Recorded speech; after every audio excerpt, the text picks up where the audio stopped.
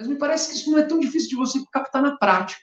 Bom, não é tão difícil você captar na prática quando você entende os conceitos, né? São coisas que você não pode fazer como analista, porque senão você vai estar contra-transferindo.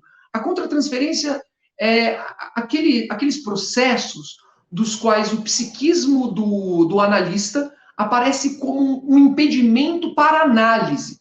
Quer dizer, você não consegue analisar porque condições psíquicas tá, estão interferindo no processo analítico.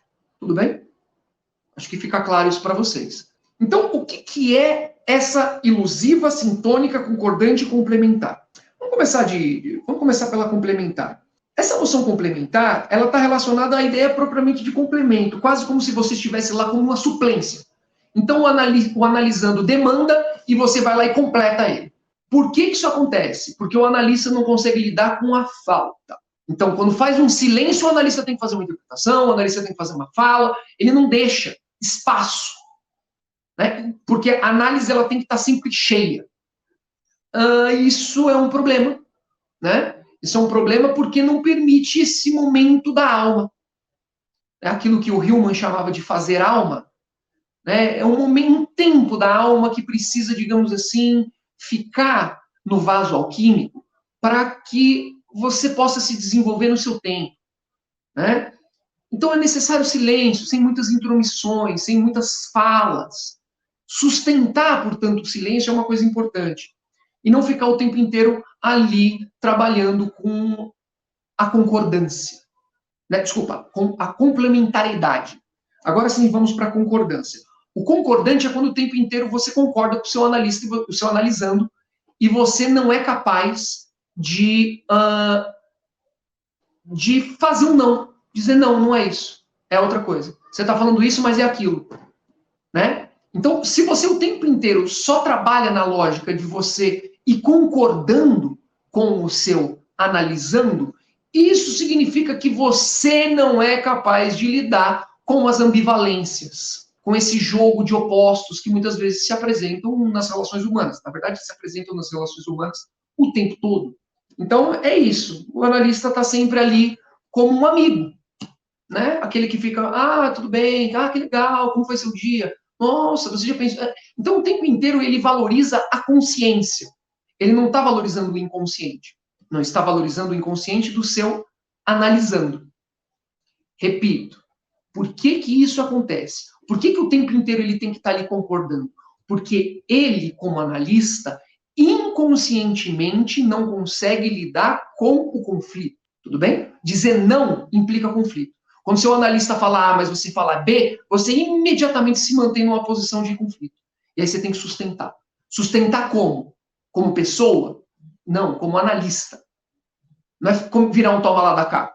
Você fala daí, eu falo daqui. Você fala daí e fica esse embate. Isso pode até ser um tipo de manejo. Pode até ser um tipo de manejo. Né? Mas tem que ser muito bem feito para que isso ocorra. Maioria das vezes, o que me vem à mente aqui, pelo menos o que a gente vai ver assim, de uma maneira bem mais ortodoxa, bem mais segura de analisar, se ele fala, mas por que você está dizendo isso? Você joga de novo para ele, você fica no silêncio, fala uma fala auricular, um pouquinho assim para, digamos assim, manter o conflito no outro, né? Como ele vai lidar com aquilo, para que ele não fuja daquilo ficando ali só numa discussão, né? Então, isso que é o concordante. Sintônica, tá? Sintonia. Como se aquilo que você... Como se você entendesse aquilo que o seu analisando está falando. Né? Então, você escuta ele na ideia de, o que ele está falando, eu sei. Né? Já sei, já entendi. Essa ideia de que você tem uma chave para os conceitos, para as palavras que seu analisando está trazendo, é altamente contratransferencial. É você não conseguindo lidar com as polissemias. Não sendo capaz de lidar que, para além dos processos racionais, existem sempre apreensões emocionais. Vou explicar isso para vocês para ficar claro. Então, se eu falo, se eu analisando chega para você e fala assim, eu amo tal pessoa. Aí você fala assim, amor. Para mim, amor significa uma coisa religiosa, sagrada. Então, o que essa pessoa está falando é de uma coisa religiosa, sagrada. Aí você ferrou com tudo. Aí você contra-transferiu. Porque a noção de amor do seu paciente não é a mesma noção de amor que você tem. Por isso que é importante você dizer o famoso fale mais. Continue, siga. Amor? O que é isso? Esse tipo de abordagem permite com que a pessoa traga mais e ela se escute mais sobre o que ela está querendo falar. E a partir dali você vai ser capaz de fazer interpretações mais significantes, né? Interpretações mais ricas, mais inteligentes. Tudo bem? E não pressupor que a sua razão, que a ideia que você tem na mente de racionalidade é universal, né? Mas, salvo engano, aqui tem um ponto. Salvo engano, a ilusiva é a ideia de que você está dentro de uma...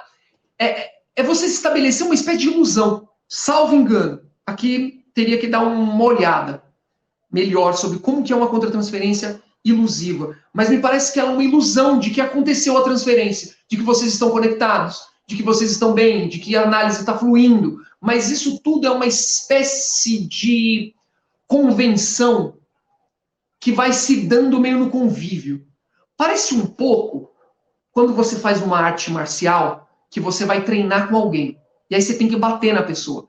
E aí você começa a fazer algumas coisas assim para que vocês entrem numa espécie de... Bom, a gente está fazendo os exercícios, ninguém bate ninguém, tá? E as coisas estão acontecendo ótimas. Aí termina o treino e você termina o treino e fala, nossa, hoje eu treinei muito, treinei com garra. E a pessoa sai também com essa sensação. Mas isso é meramente ilusão.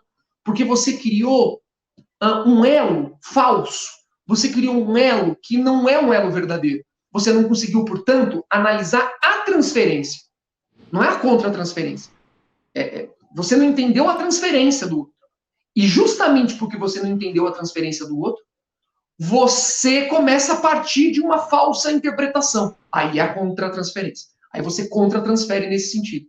Então você cria uma espécie de paraíso artificial, né? Um ambiente muito gostoso de análise, que tudo flui bem, que ninguém precisa chorar, de que ninguém precisa ter que levantar questões espinhosas, que a análise no final não traz conflito. E que está tudo muito bem e beleza. Isso salvo engano, é a noção de contra-transferência ilusiva.